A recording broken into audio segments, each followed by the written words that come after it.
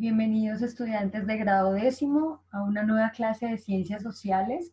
Hoy vamos a trabajar el tema de organismos internacionales. Entonces, bueno, cuando nosotros vamos a hablar de organismos internacionales, tenemos que reconocer que estamos partiendo de la soberanía y la independencia de esos estados nacionales, ¿de acuerdo? Para hablar de relaciones internacionales, partimos que existen estados nacionales independientes, autónomos, soberanos. Recuerden ustedes que hacíamos una reflexión similar cuando vimos el tema de la Constitución, ¿no? Y que cada país tenía sus normas nacionales de manera autónoma. Pues hoy vamos a trabajar esos mínimos acuerdos que se han construido entre los diferentes estados del mundo alrededor de una normativa internacional o cómo se rigen esas relaciones internacionales. Entonces, lo primero es decir que cada estado del mundo es soberano e independiente, ¿cierto? Y que en el sistema internacional cada estado se reconoce como igual.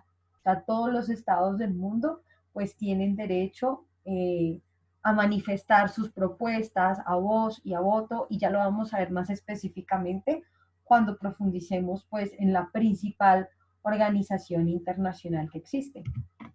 Y pues esa principal organización internacional, por supuesto, son las Naciones Unidas. Recordemos que las Naciones Unidas surge también como resultado de lo que pasó en la Segunda Guerra Mundial, intenta que no se vuelva a presentar eso tan grave que nos pasó como humanidad durante la Segunda Guerra Mundial, pero miremoslo más detalladamente con algunos apartes del preámbulo de la Carta de las Naciones Unidas, que dice: nosotros los pueblos de las Naciones Unidas, resueltos a preservar a las generaciones venideras del flagelo de la guerra, que 2 veces durante nuestra vida ha infligido a la humanidad sufrimientos indecibles. Por supuesto, se refieren a qué? Pues a las 2 guerras mundiales y al principal propósito de Naciones Unidas, que es mantener la paz y evitar pues, una nueva confrontación armada. Sigue a reafirmar la fe en los derechos fundamentales del hombre, en la dignidad, en el valor de la persona humana, en la igualdad de derechos de hombres y mujeres y de las naciones grandes y pequeñas. Entonces, fíjese que era un poco lo que les decía al comienzo, un reconocimiento de que los estados soberanos, independientemente del tamaño de su economía, por ejemplo, o de sus militares o de su fuerza para imponerse, se reconocen como iguales. Y ese es un reconocimiento importante que se hace a partir de, que se fortalece con la Organización de las Naciones Unidas. Y el énfasis en los derechos humanos, ¿no? El énfasis en los derechos fundamentales del hombre.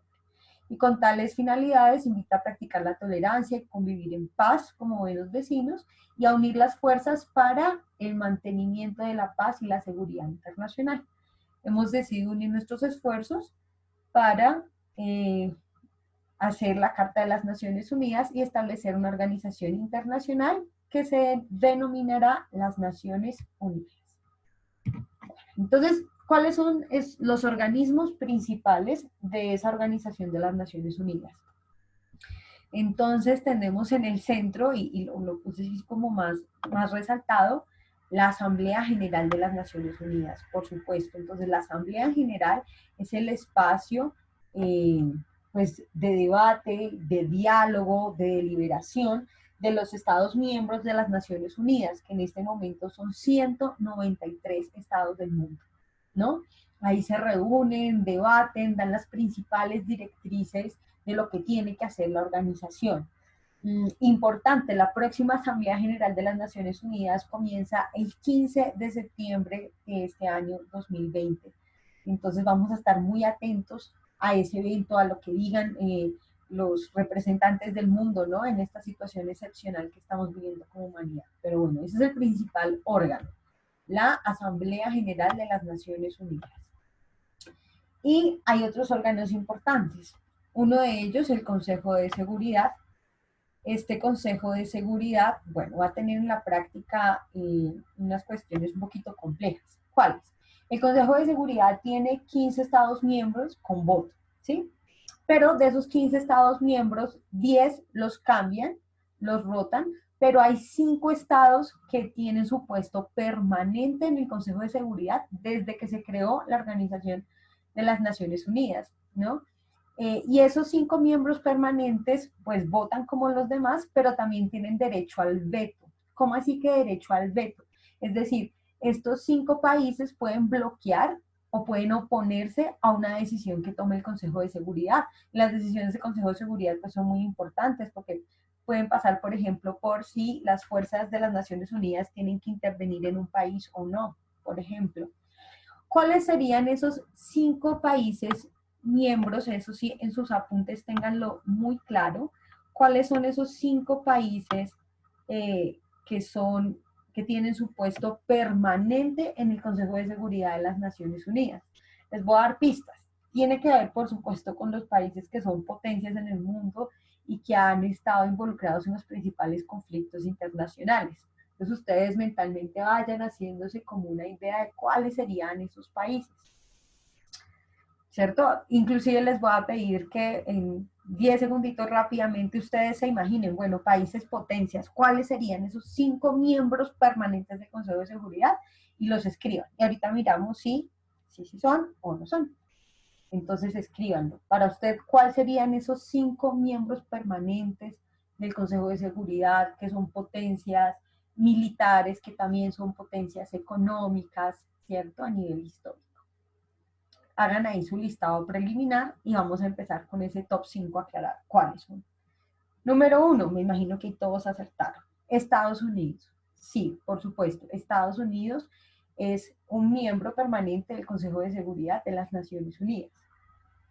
Si está Estados Unidos, pues está lo que antes era la Unión Soviética, pero que por supuesto hoy en día está representado por Rusia. Entonces, Rusia, lo que en la Guerra Fría era por supuesto la Unión Soviética, y hoy en día la mayoría del territorio por supuesto es Rusia, es el segundo miembro permanente de ese Consejo de Seguridad. También tenemos al gigante asiático, China, también es un miembro permanente del Consejo de Seguridad. Y tenemos a Francia y finalmente al Reino Unido, ¿no? Recuerden que el Reino Unido es lo que agrupa Inglaterra y otras poblaciones que están cercanas a ellas, ¿listo? El Reino Unido, pues, en sentido práctico, Inglaterra, ¿vale? Esos son los 5 miembros permanentes del Consejo de Seguridad que les reitero tienen derecho al veto, entonces a bloquear cualquier decisión. Y ahí empezamos como ¿cómo así, profe? No nos está diciendo que todos los países por igual fueran grandes o pequeños. Entonces ahí empiezan las pequeñas contradicciones dentro de la ONU. Pues sí, todos los países iguales, con soberanía, con decisión, pero fíjense en que estos 5 miembros del Consejo Permanente de Seguridad con más derechos que el resto de los estados. Bueno, muy bien. Tenemos otro organismo que es el Consejo Económico y Social. El Consejo Económico y Social pues se encarga de temas sociales, económicos, medioambientales, por ejemplo, de todo el tema del desarrollo, de los objetivos de desarrollo, trabaja a través de varios organismos especializados, que ya los vamos a ver. Bien, tenemos también la Secretaría General de las Naciones Unidas, pues que es un puesto importante porque normalmente a quien vemos en las noticias representando la ONU, pues es su secretario general, ¿no? Y básicamente lo que va a hacer es ejecutar y realizar las acciones que le encomiende la Asamblea General.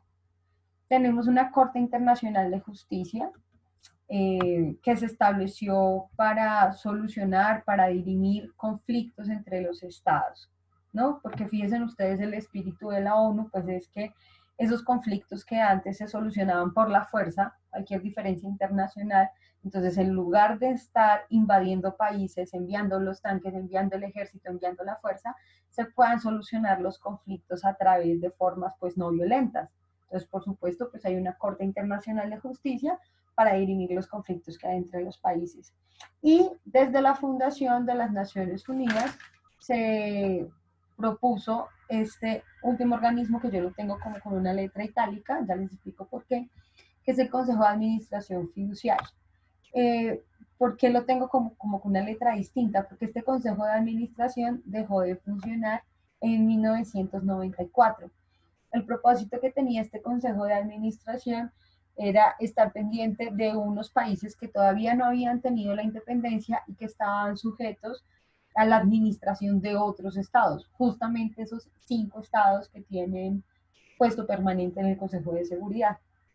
Pero pues ya todos los estados nacionales pues tienen una soberanía, una independencia. En la práctica este Consejo de Administración Fiduciaria dejó de funcionar, ¿no? Evidentemente siguen habiendo conflictos internacionales, por supuesto, y sigue existiendo disputas por territorio, eso es cierto, pero no hay estados que estén sujetos públicamente a la administración económica y política de otro estado, que eran lo que se llamaban los territorios en fideicomiso, pues eso ya no existe más. Entonces, por eso ese Consejo de Administración Fiduciaria dejó de funcionar, pero si ustedes buscan o consultan los organismos principales de las Naciones Unidas, pues sigue apareciendo, ¿vale? Esa sería como una explicación general de los órganos principales. Ustedes toda la información, pues siempre vayan a la fuente directa. Entonces los invito a que consulten la página oficial de las Naciones Unidas, y ahí van a poder ver pues su accionar, ¿no? Todo lo que están haciendo, todo lo que está pasando ahorita con la Asamblea General. Pero de forma general ese sería como los organismos principales de esa organización. Vamos a verlo un poquito más extendido, ese organigrama. Entonces, de nuevo, los organismos principales, pues los que yo les expliqué ahorita, ¿cierto? Entonces, fíjense, aquí en los organismos principales, lo que yo les expliqué, la Corte Internacional de Justicia para dirimir conflictos entre estados, el Consejo de Seguridad, ¿cierto? Con sus 15 miembros, pero con 5 miembros permanentes que tienen derecho al voto, al veto, al derecho al voto, por supuesto, como todos los miembros, pero con un derecho especial al veto, es decir, a bloquear o a oponerse a las decisiones que tome el Consejo de Seguridad. Está la Secretaría General, el Consejo de Administración Fiduciaria, que decimos pues que desde el 94 en la práctica ya no funciona más, y el Consejo Económico y Social, que sus múltiples temas pues los va a trabajar a través de programas y organismos especializados. Entonces vamos a nombrar algunos de ellos que seguramente ustedes en el cotidiano ya han escuchado, pero quiero que hoy les quede claro que hacen parte del sistema de las Naciones Unidas. Voy a nombrar, por supuesto, algunos, no todos los que están acá. Por ejemplo, la ACNUR, muy importante. La ACNUR, la Oficina del Alto Comisionado de las Naciones Unidas para los Refugiados. Todo lo que tiene que ver con la gente que tiene que salir de su territorio, de su país, por problemas ya sea de guerra, por catástrofes naturales, ¿cierto? Y que llegan a otros territorios y bueno, las Naciones Unidas justamente después de la Segunda Guerra Mundial, que se dio cuenta que varias personas por esas situaciones tenían que salir, y se pensó, hay que respetarle los derechos a estas personas, cómo hacemos para garantizarles el mínimo vital y la recepción en otros estados. Entonces todo lo que tiene que ver con refugiados lo dirige la ACNUR, ¿listo? Que hace parte, por supuesto, de las Naciones Unidas. Los temas de niñez e infancia, ¿quién los maneja? Ustedes lo han escuchado mucho. UNICEF, el Fondo de las Naciones Unidas para la Infancia. ¿Listo? Muy bien. Muy importante también el PNUD, el Programa de las Naciones Unidas para el Desarrollo. Recuerden ustedes cuando trabajamos la actividad de los ODS, los Objetivos de Desarrollo Sostenible de Naciones Unidas. Bueno, ¿desde dónde se impulsa de manera concreta? Pues desde el PNUD, desde el Programa de las Naciones Unidas para el Desarrollo. UNIFEM, el Fondo del Desarrollo de las Naciones Unidas para la Mujer, la igualdad de género, sobre todo en las últimas décadas, ha tenido una importancia relevante dentro del sistema de las Naciones Unidas. El Programa Mundial de Alimentos, también muy importante. Todos son relevantes, yo les estoy apenas como mencionando algunos, ¿de acuerdo? En los organismos especializados, aquí tenemos uno clave, que es la OIT, la Organización Internacional del Trabajo. ¿Por qué va a ser importante la OIT? Porque es el espacio donde se discuten los derechos pues de los trabajadores. Finalmente los trabajadores, pues todos, ¿no? Entonces, cuáles son los derechos, por ejemplo, organizarse como sindicatos, a respetar el derecho de huelga. Bueno, hay una cantidad de cosas que se han ganado y se discuten en este espacio de la OIT, la Organización Internacional del Trabajo, y cuando los estados incumplen como esos acuerdos que se han llegado a la OIT, pues también se les llama la atención, como, mire, ya habíamos hecho este acuerdo respecto de los derechos laborales, de las jornadas máximas de trabajo, en fin. Entonces, muy, muy clave este organismo internacional del trabajo, ¿vale? Muy, muy, muy clave, muy importante. Está la FAO, la Organización de las Naciones Unidas para la Agricultura y la Alimentación. Otro que ustedes seguramente han escuchado mucho, la UNESCO, porque tiene que ver con el tema que nosotros trabajamos, que es educación. La UNESCO es la Organización de las Naciones Unidas para la Educación, la Ciencia y la Cultura. El siguiente, pues, se volvió famoso en este año. Díganme quién no ha escuchado este año hablar de la OMS. Todos, ¿cierto? Y en las noticias casi que a diario nos están diciendo qué es lo que dice la Organización Mundial de la Salud. Entonces, aquí ya lo encontramos. La Organización Mundial de la Salud, pues, hace parte del sistema de las Naciones Unidas y pues ustedes están viendo cotidianamente su trabajo, ¿no? Estar pendiente en pues, de la salud en general, pero en momentos como el que estamos viviendo, coordinar acciones internacionales, ser un centro de información. Entonces, clave el rol de la Organización Mundial de la Salud. Bueno, acá tenemos unos que a nivel económico son súper importantes, sobre todo cuando se profundiza en el tema de deuda externa, el Banco Mundial y el Fondo Monetario Internacional, ¿no? Que son como los grandes prestamistas de dinero, pero eso también, pues sobre todo en los países latinoamericanos, vamos a tener un problema muy, muy serio con la deuda externa. ¿Listo? Vale. Y otros, la Organización Mundial del Turismo, la Organización Mundial del Comercio, en fin. Ustedes ahí pueden ver como la variedad de organismos internacionales que hacen parte de las Naciones Unidas, pero quería mencionarle como algunos en concreto. Bien. Algunas ideas para el análisis. Entonces, digamos varias cosas. ¿Qué se ganó con el establecimiento de las Naciones Unidas? Algo muy importante y es establecer, pues sí, un espacio de participación y debate, pero sobre todo dejar el mensaje contundente que los argumentos se deben imponer por encima de la fuerza, ¿cierto? Muchas veces los conflictos y las guerras internacionales, pero no solo internacionales, también internas, pasan por que las diferencias que no se pueden debatir o controvertir en un espacio democrático, entonces se intentan ir a una forma violenta y justamente lo que intentan Naciones Unidas es que esas controversias internacionales no lleguen a la guerra. Es interesante porque pues es como el gran propósito que tiene la humanidad después de la Segunda Guerra Mundial y es que eso no vuelva a pasar. Y para que no vuelva a pasar, pues había que crear mecanismos de diálogo, de relaciones internacionales, de formas no violentas de resolver conflictos. Entonces, esa idea de la no violencia, pues es un principio fundamental de las Naciones Unidas y es una idea, pues es un avance importante, fundamental en las relaciones internacionales. Pero también tenemos que decir lo siguiente, en la práctica hay países que se imponen en contra de las decisiones de las Naciones Unidas.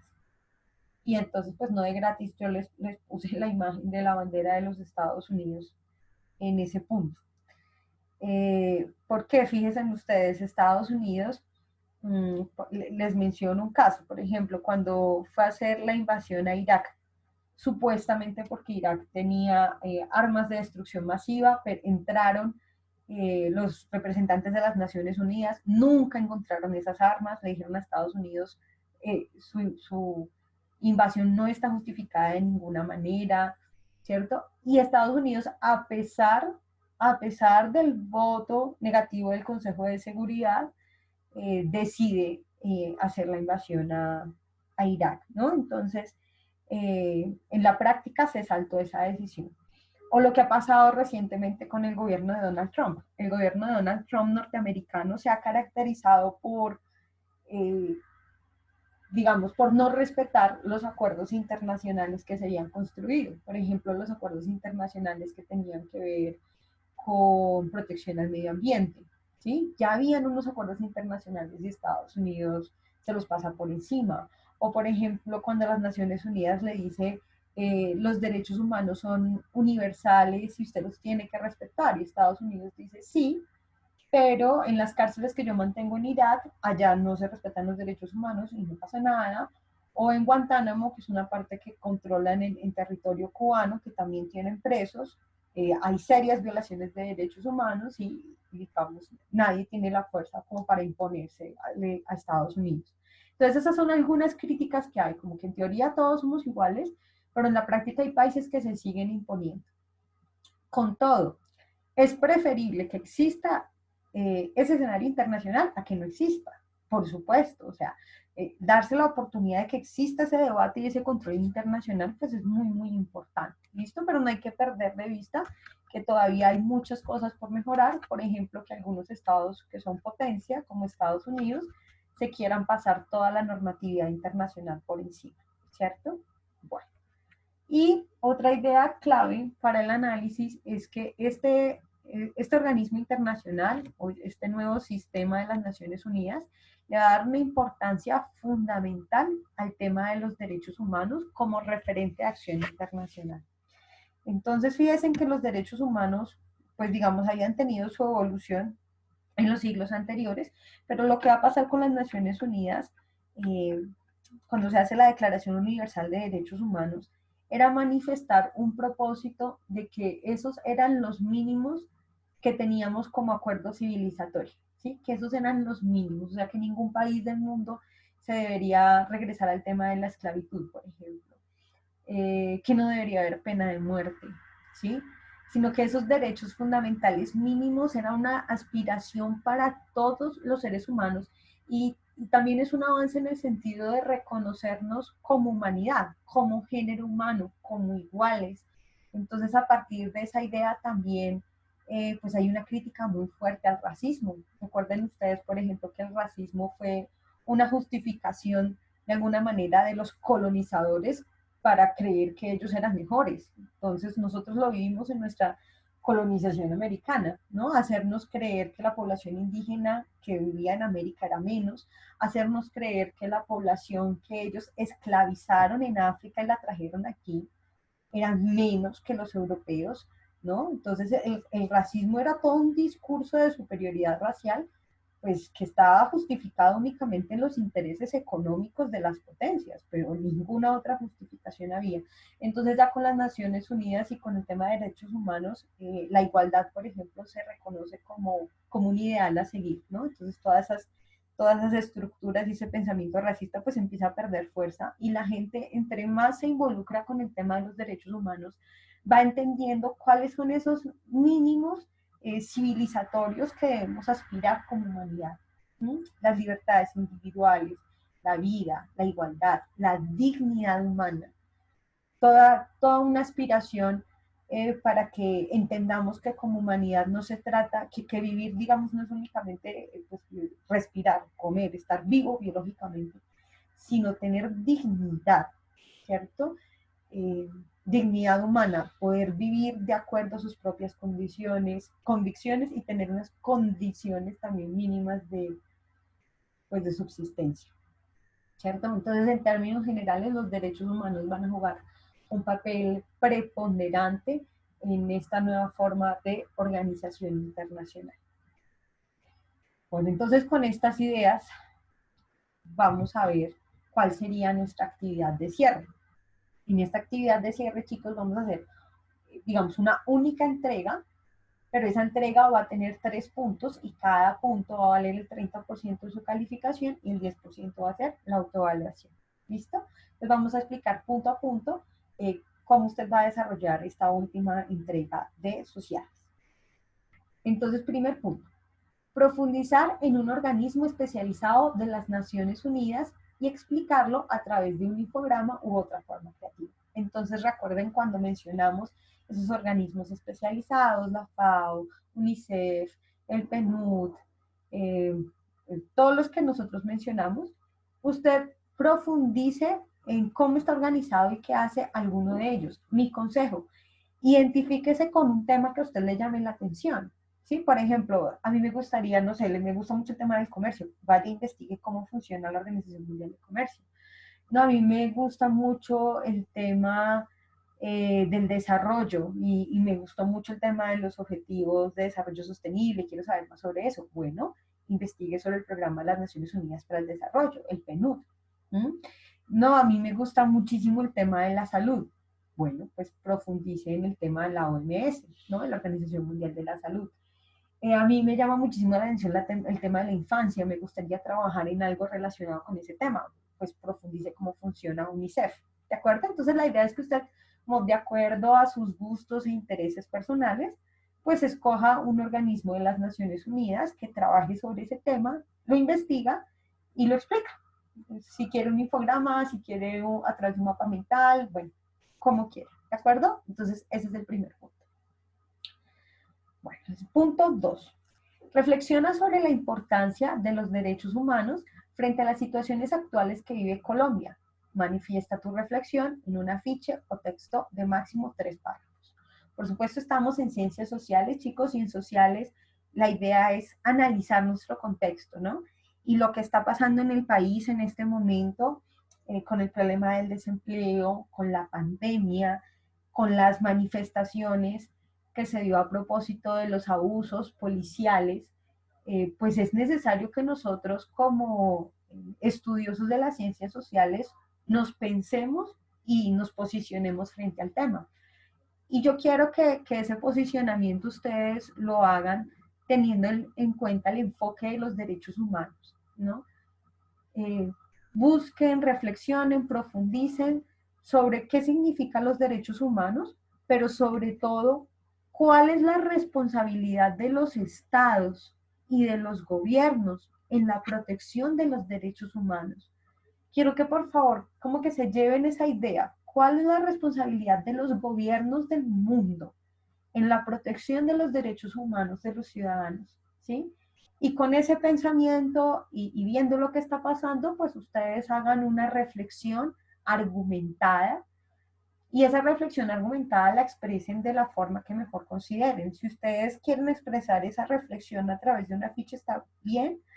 Si lo quieren hacer de forma escrita, está perfecto, ¿cierto? Un texto de máximo 3 párrafos, con título, bien hecho, bien estructurado. Yo no les voy a calificar su punto de vista, pero lo que sí les voy a calificar es la profundidad de sus argumentos. Entonces espero que en grado décimo, pues, no se queden con argumentos simples, ¿no? Como los buenos somos más, punto, sino que vayan al fondo del asunto, que vayan como al análisis profundo, ¿no? ¿Cuáles son las condiciones sociales que tiene el país? ¿Cuál es la responsabilidad del Estado? ¿Cómo se ha respondido? Ustedes ya vieron el tema de constitución política de Colombia. Si ustedes quieren ver cuál es el carácter de la policía dentro de nuestra constitución, búsquenlo. Van a encontrar que es un cuerpo civil, por ejemplo. En fin, yo quiero que como que busquen la información y hagan una buena argumentación y la expresen pues de la forma en que más estén cómodos, ¿vale? Esa profundidad de su argumentación del punto 2 pues va a valer el 30%. Listo. Y en el punto 3 vamos a hacer lo siguiente. Escoge un país del mundo e imagina que eres su representante en la próxima 75ª Asamblea General de las Naciones Unidas. Ya les conté que esa Asamblea General de las Naciones Unidas va a empezar ahorita el martes 15 de septiembre, ¿no? Entonces, muy pendientes. Bueno, y la idea es que ustedes digan cuáles serían las principales preocupaciones y propuestas que llevaría y organice un discurso de máximo 3 párrafos. En este tercer punto, ¿qué vamos a hacer? Le voy a hacer un poquito de propaganda a una actividad que lidera la docente Ana Gardenia Hoyos, que es la actividad de Simón, ¿no? El simulacro de las Naciones Unidas. Entonces vamos a trabajar un poquito como si fuera modelo Simón. ¿Y qué es, chicos? Es que ustedes escojan un país del mundo, el que quieran, ¿cierto? El que quieran. Y supongan que usted es el representante de ese país en la Asamblea General. Usted va a tener que hacer un discurso y así funciona realmente. Entonces van a tener que hacer un discurso corto, muy corto. Cuando yo les digo máximo tres párrafos, es eso, no se puede más. Y en ese máximo tres párrafos usted le va a presentar al mundo cuáles son las principales situaciones de su país, qué es lo que está pasando y cuál es la principal propuesta que usted le lleva a las Naciones Unidas para manejar esta crisis que se está presentando. Eso es lo que va a pasar en la vida real en esta asamblea. Eso es lo que va a pasar de verdad. Y yo quiero es que ustedes se pongan como en la condición de representantes internacionales y bueno, también imaginemos propuestas, imaginemos posibles soluciones, imaginemos qué tiene que hacer Naciones Unidas en esta crisis, ¿no? ¿Qué es lo que tienen que hacer los estados del mundo? ¿Qué tienen que coordinar? ¿En qué se tienen que poner de acuerdo? ¿Listo? En ese punto 3 pueden escoger cualquier país del mundo menos Colombia, porque ya en el punto 2 ustedes todos van a hacer la reflexión sobre Colombia y en el punto 3 quiero que escojan otro país, el que quieran, ¿de acuerdo? El que quieran, el que les dé curiosidad. Por supuesto, tienen que investigar sobre la situación actual de ese país para poder tomar posición. ¿Listo? Entonces, ese discurso de máximo 3 párrafos, pues vale el 30% y con eso cerraríamos nuestra actividad de ciencias sociales. Bueno, chicos, entonces, nada, ahí está la actividad. Recuerden que yo siempre les estoy ofreciendo asesorías para que de forma voluntaria, si tienen dudas, si quieren profundizar de los temas, pues estamos disponibles para eso, ¿de acuerdo? Entonces, ahí en el blog van a estar disponibles las fechas de esas asesorías para que ustedes entren. Si no pueden entrar a las asesorías, pues seguimos en contacto por correo electrónico, cualquier duda, inquietud que tengan. ¿Listo? Saludarlos, desearles muchos éxitos en sus labores y bueno, espero que les guste el tema, que lo profundicen y que aprendan bastante. Un saludo a todos.